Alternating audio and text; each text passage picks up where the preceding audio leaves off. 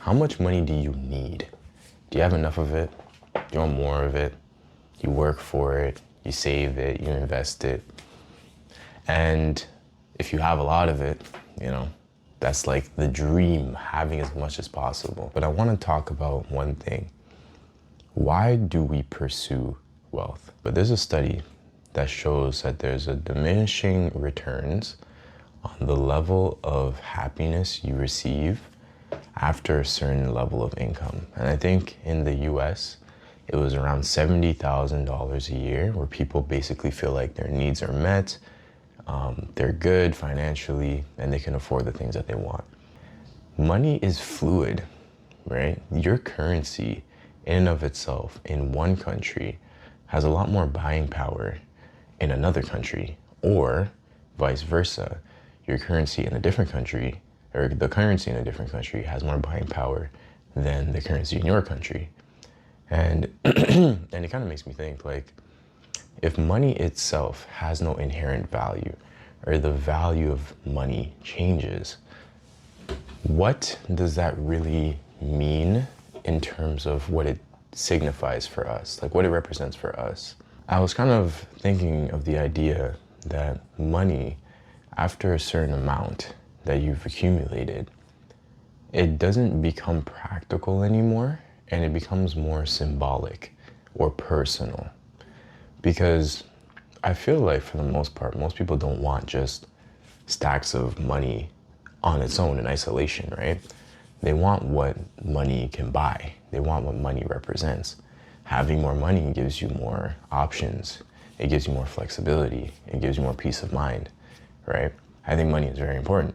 And I think if you don't have it, life can be very frustrating, slow, and miserable.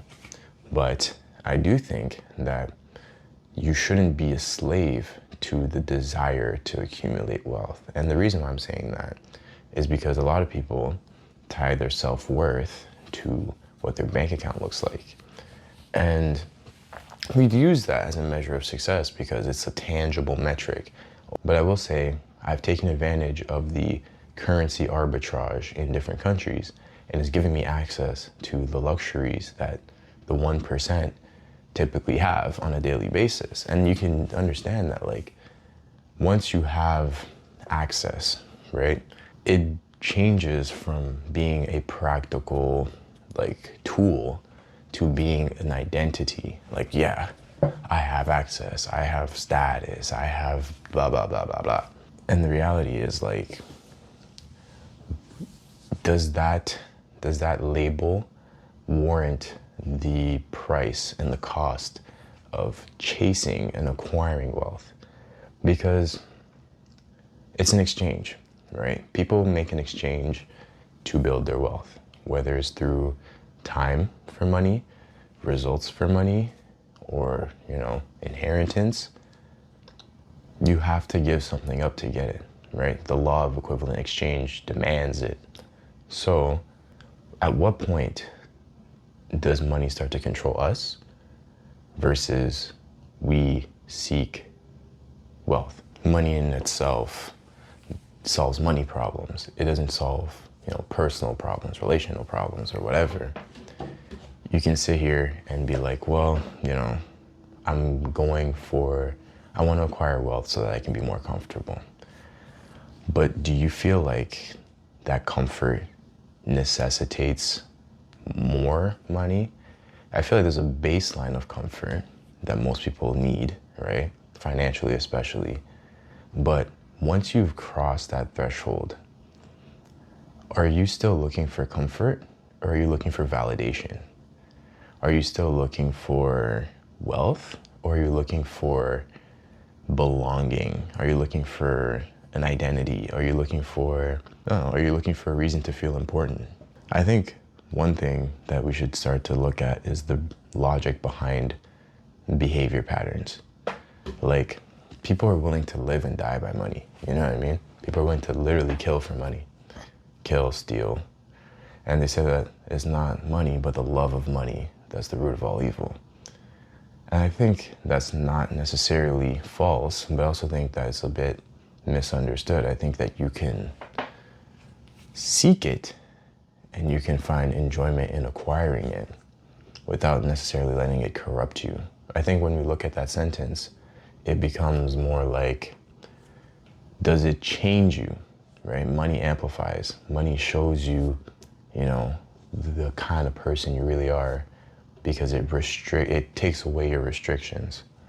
Something so intangible, something that changes based on context, something that realistically is just an agreement that we've made as a society that has value attached to it, can have so much control over a person that they're willing to change their entire self-concept to achieve it, or to attain it, and to attain as much of it as possible. And I think what's interesting too is, as the years have gone by and inflation has gone up, the desire for more of it has just increased, just by sheer nature of necessity, right?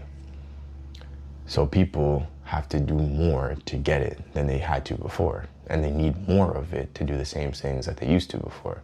I think money can change someone, either negatively or positively. And I think that instead of looking at money as a status symbol, we should look at it in the lens of it being utilitarian.